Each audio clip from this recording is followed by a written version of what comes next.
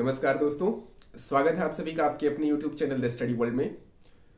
आज बात होगी एक ऐसे मुद्दे की जो पिछले 3 दिनों से मीडिया में चर्चा का विषय बना हुआ है। बजट पेश होने से एक दिन पहले से ही ये सरगर्मियां आप देखते होंगे तेज हो जाती है कि क्या आयकर में कुछ राहत देने वाली है सरकार, क्या आयकर बढ़ाने वाली है सरकार, करों के बारे में सरकार बजट में क्या करने वाली है। तो बजट के दौरान ये बातें बड़ी जोर शोर से मीडिया में आप देखते होंगे। बजट आने के बाद ये बड़ी चर्चा है कि क्या सच में 7 लाख जो है वो इनकम फ्री कर दिया गया है, इनकम टैक्स फ्री कर दिया गया है सरकार द्वारा, या क्या हुआ है। बजट के आंकड़े जो है वो थोड़े से जटिल हैं, लोगों को समझ में नहीं आ रहा है कि एक तरफ लिखा हुआ है कि भाई 3 लाख से 6 लाख पर 5% टैक्स लग रहा है, फिर एक तरफ ये भी बात कही जा रही है कि 7% तक टैक्स फ्री है। तो ये बड़ी कॉम्प्लेक्सिटी है और इसको लेकर के मेरे कई सारे पुराने स्टूडेंट्स और नए स्टूडेंट्स जो मेरे साथ आजकल स्टडी कर रहे हैं, उन्होंने क्वेरी जताई कि सर इस पर एक वीडियो लाया जाए। तो मैंने आज ये तय किया है कि ये जो वीडियो होगा, ये जो अभी नई टैक्स स्लैब आई है गवर्नमेंट ऑफ इंडिया की बजट 2023 में, उसको समझने में आपकी मदद करेगा। अगर किसी मुद्दे को हम लोग ठीक से समझ लें तो बहुत सारे कंफ्यूजन बड़े आसानी से दूर हो जाते हैं। और ठीक से समझने से मेरा मतलब है कि उस पूरे टॉपिक की एक सिस्टमेटाइज स्टडी हो जाए, सिस्टमेटिक वे में हम उसे समझ लें। अब सबसे पहली बात, जब कर की होती है तो सिंपली कर होता क्या है। एक लाइन में अगर हम कहें तो कर सरकार द्वारा इंपोज किया गया वो पेमेंट है जिसे हर कोई, जिस पर इंपोज किया जा रहा है, चाहे वो टैक्स इंडस्ट्री हो चाहे इंडिविजुअल हो, वो उसे पे करना कंपल्सरी होता है। यहां 2 बातें आपको ध्यान देनी है। एक, सरकार ही टैक्स को इंपोज करेगी, कोई दूसरा नहीं कर सकता। कोई प्राइवेट इंस्टीट्यूशन आपके ऊपर टैक्स नहीं लगा सकता, कोई प्राइवेट पर्सन आपके ऊपर टैक्स नहीं लगा सकता। यानी टैक्स जो है वो डायरेक्टली गवर्नमेंट का फंक्शन है। दूसरा, टैक्स को आपको कंपल्सरली पेमेंट करना होगा, आप टैक्स के पेमेंट से बच नहीं सकते। तो 2 बातें आपको याद रखनी है। कर सरकार द्वारा लगाया गया वो निर्धारित भुगतान है जिसे जिस व्यक्ति या संस्था पर लगाया गया है उसको अनिवार्यतः भुगतान करना पड़ेगा। तो ये रही बात कर की। अब अगर नेचर देखें करों का तो वो 2 तरीके का होता है। पहला, जिसे हम डायरेक्ट टैक्स कहते हैं, यानी कि प्रत्यक्ष कर कहते हैं। दूसरा होता है जिसे हम इनडायरेक्ट टैक्स कहते हैं, यानी कि अप्रत्यक्ष कर।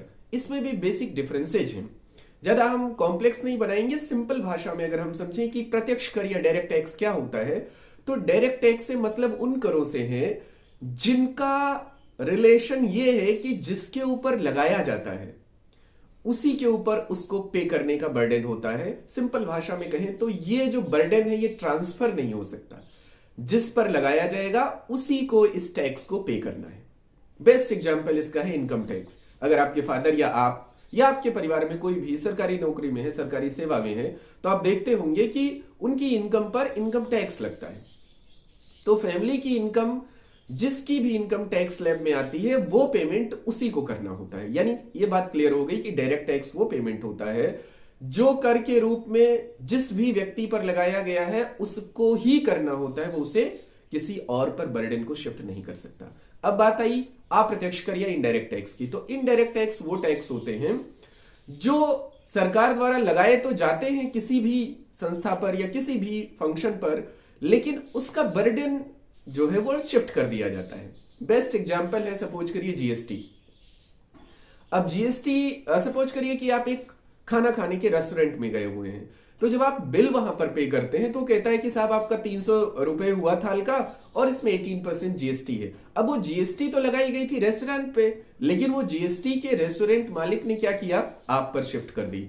तो यानी कि जो बर्डन ऑफ टैक्स है वो शिफ्ट हो सकता है। तो सबसे बढ़िया एग्जांपल यही है कि आप जीएसटी को ले सकते हैं और भी जो सेल्स टैक्स के फॉर्म में, सेल्स के फॉर्म में जो टैक्सेज आपके ऊपर लगाए गए, वो सब के सब इनडायरेक्ट टैक्स के एग्जांपल हैं। अब यहीं पर मैं बात एक बड़ी रोचक क्लियर कर दूं कि आमतौर से मीडिया में आप डिबेट्स देखते हैं तो अक्सर ये बातें आती हैं कि जो बड़ी बड़ी संस्थाएं हैं उसमें बहुत सारे स्कॉलरशिप प्रोग्राम चलते हैं। तो कई बार मीडिया डिबेट में ये बात निकल के आती है कि लोग बड़े एग्रेसिवली कहते हैं कि वो हमारे पैसे से पढ़ रहे हैं, हम टैक्स पे करते हैं, और फिर भी इस तरीके की बातें हो रही हैं, या कुछ उनके लिए ऐसी बातें की जाती हैं कि वो उन्हें पसंद नहीं है या उनके विचारधारा के अनुकूल नहीं है। बात यहां सिंपल सी है कि टैक्स, लोगों को लगता है कि जो लोग डायरेक्ट पे टैक्स पे करते हैं as a form of income tax या कॉर्पोरेशन टैक्स की भी बात कर ले, तो लोगों को लगता है यही जो है वो एक्चुअली टैक्स पेयर है। टैक्स पेयर हर वो आदमी है जो कुछ न कुछ मार्केट से कंज्यूम कर रहा है, क्योंकि मार्केट की हर चीज जो आप कंज्यूम कर रहे हैं ऑलमोस्ट सभी पर टैक्स लग चुका है। अभी पिछले दिनों आपने चर्चा में देखा होगा कि दाल, आटा, इन सारी चीजों पर भी गवर्नमेंट ने जीएसटी इंपोज कर दी, काफी बहस हुई थी।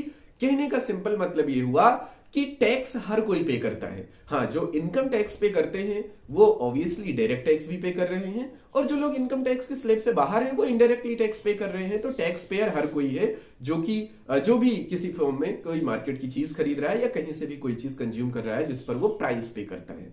अब आइए, जो कॉम्प्लेक्सिटी है, जो हमारा टॉपिक है, अब उस पर चलते हैं। मुझे पूरी उम्मीद है कि अब आप जुड़ गए होंगे कि कर के बारे में आपको एक ठीक ठाक ओवरव्यू मिल चुका है। अब देखिए, जो बात अभी के टैक्स स्लैब में की गई है, इसको समझने के लिए सबसे जरूरी है कि हम थोड़ा सा टैक्स की पॉलिसी को समझ लें।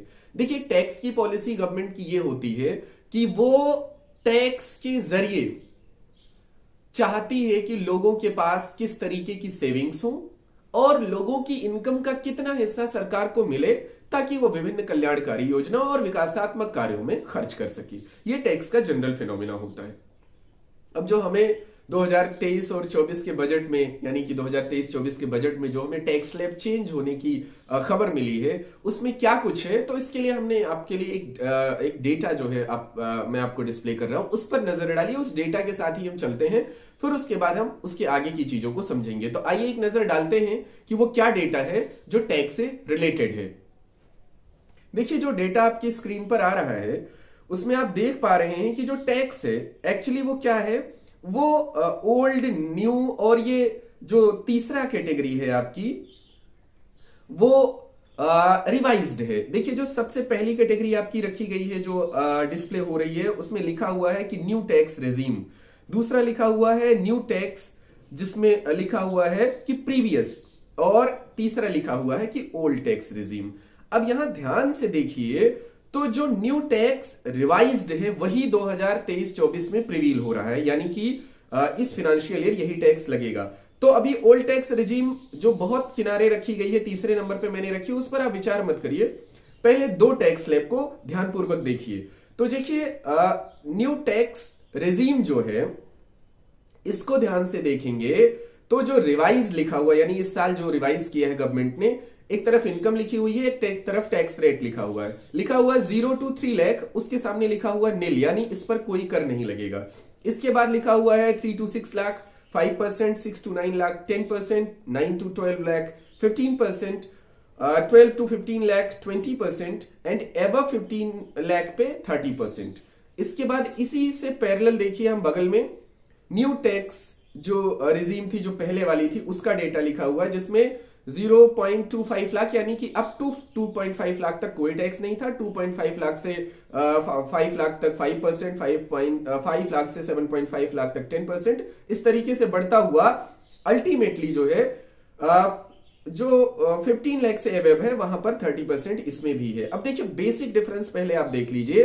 तो जो न्यू टैक्स स्लैब है उसमें अगर आप देखें तो कुल मिलाकर के मात्र जो है वो 6, अगर नील को हटा दें तो कुल मिला के 5 ही टैक्स स्लैब बनाए गए हैं। और अगर हम इसकी बात करें तो इसमें जो है, अगर नील को हम इंक्लूड कर दें तो 7 टैक्स स्लैब बनाए गए हैं।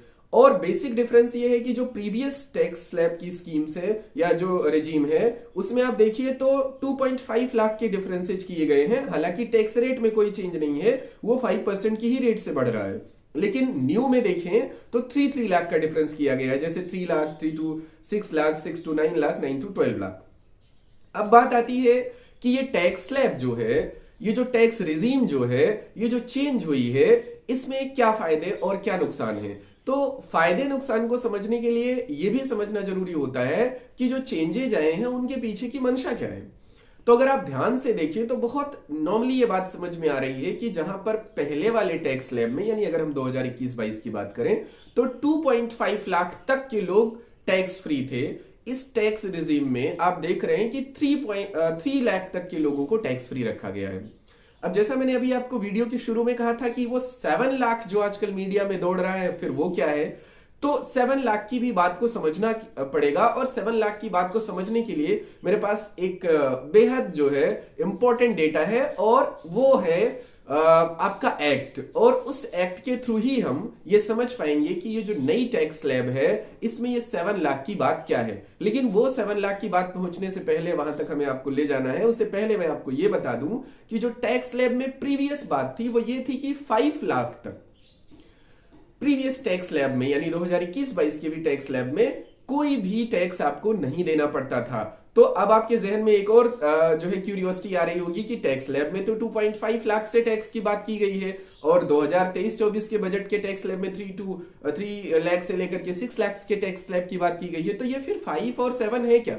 आइए इसको समझने के लिए हम आपके साथ एक आंकड़ा शेयर करते हैं, उससे आपको बहुत आराम से क्लियर हो जाएगा कि ये पूरी बात क्या है।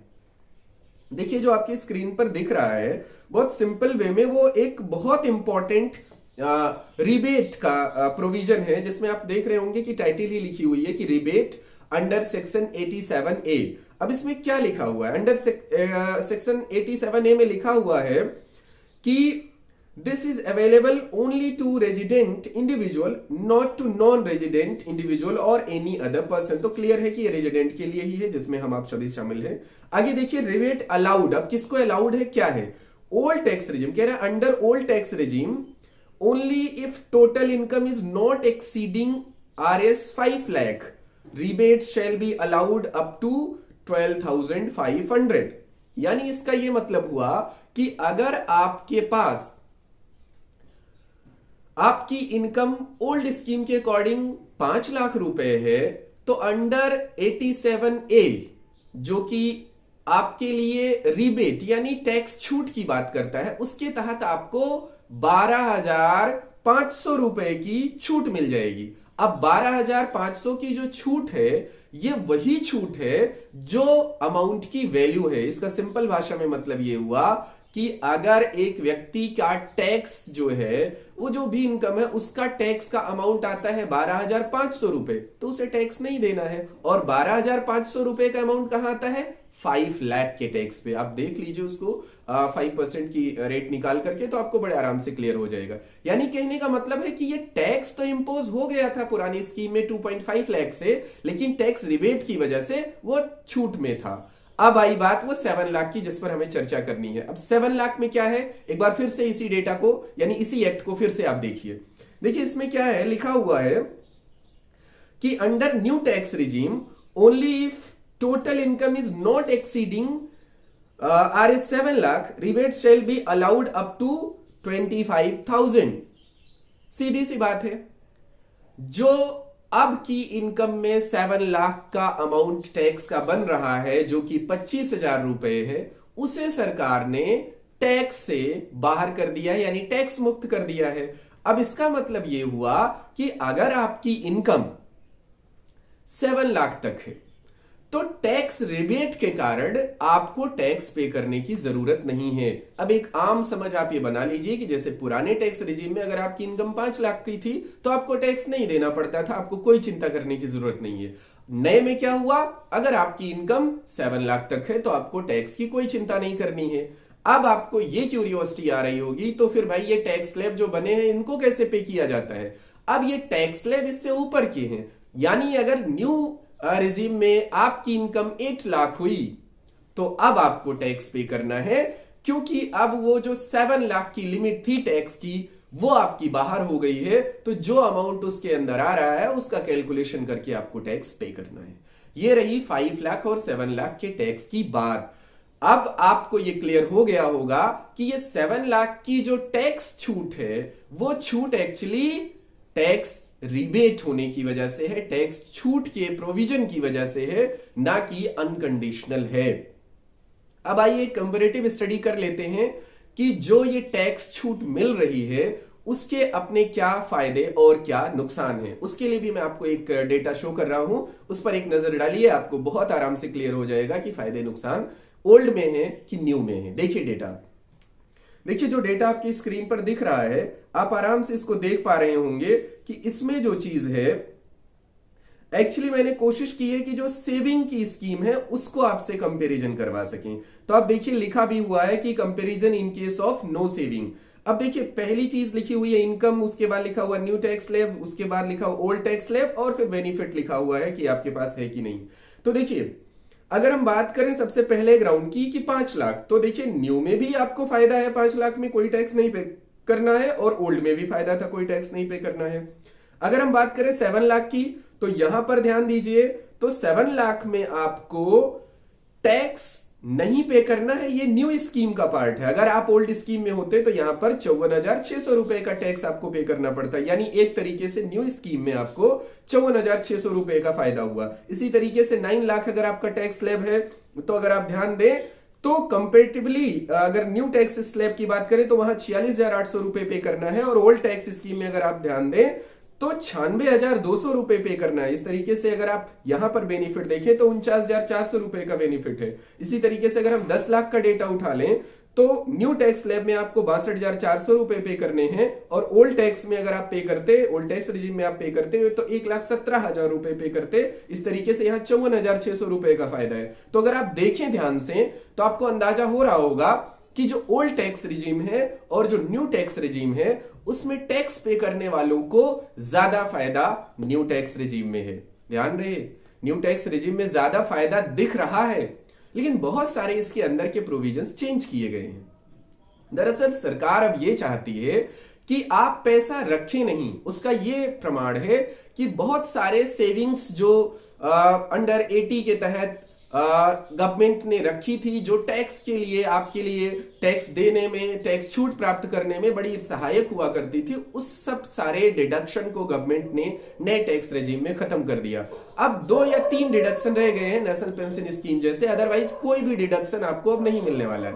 यानी आप जो कमा रहे हैं, आपसे सरकार चाहती है कि आप उसे सेव अलग अलग स्कीम्स में ना करके उसको इन्वेस्ट करिए, कंज्यूम करिए, और इसका डबल फायदा गवर्नमेंट को है। पहला फायदा, कंज्यूम करेंगे आप, इनडायरेक्ट टैक्स पे करेंगे, गवर्नमेंट को और फंड मिलने वाला है। दूसरा, अगर आप इन्वेस्टमेंट करेंगे तो गवर्नमेंट को दोनों फायदे होने वाले हैं, एम्प्लॉयमेंट भी जनरेट होगा, और साथ साथ में जो मनी की मोबिलिटी है वो अच्छी खासी बनी रहेगी।